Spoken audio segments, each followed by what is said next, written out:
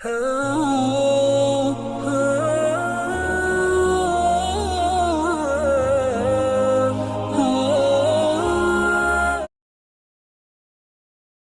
will engage in istighfar. We will try and welcome this beautiful month by turning to Allah and by developing our character and conduct, by improving the relationship we have in our homes and houses.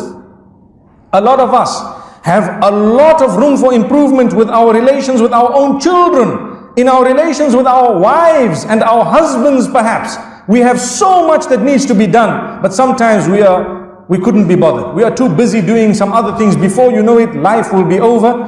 You know, nowadays time is flying. That's just Muhammad sallallahu alayhi wasallam has prophesied this. يَتَقَارَبُ الزَّمَانِ. One of the prophecies of towards the end of the time will begin to fly. It will be crumpled. Crumpled meaning a month will pass as though it was just a day.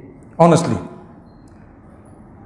You would recall the day you were married, the older ones from amongst us, and your child is already 20 years old.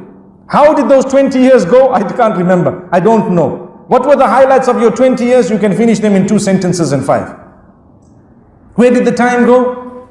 So we are wasting time somehow. It's seeping. There is a leakage. You know, if you have a water meter and all your taps are closed in your house and the water meter still keeps on flowing, you know, it still keeps on rotating and moving, there is a leakage somewhere. You need an expert plumber to come in and identify where the leak is, unless your meter is faulty. So what would happen? He would come in. If he cannot identify it, call in another expert. They will identify, you know what? This is your problem. This is where the water is leaking under the ground and you are paying a big bill for this water.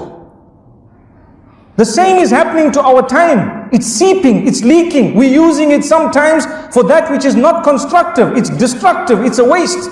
It's a waste of time. So look at it, and every minute should count. Ask yourself, how did I use it? This is why we say there is no room for laziness in Islam. No room for procrastination in Islam. Do not leave today's work for tomorrow just because you feel you will be able to do it tomorrow. In fact, tomorrow's work, if you can do it today, a productive Muslim will bring it in and do it now, so that tomorrow something else might come up and you can achieve. This is why we say, let's start benefiting for the month of Ramadan from now. May Allah subhanahu wa ta'ala protect us and grant us goodness and ease.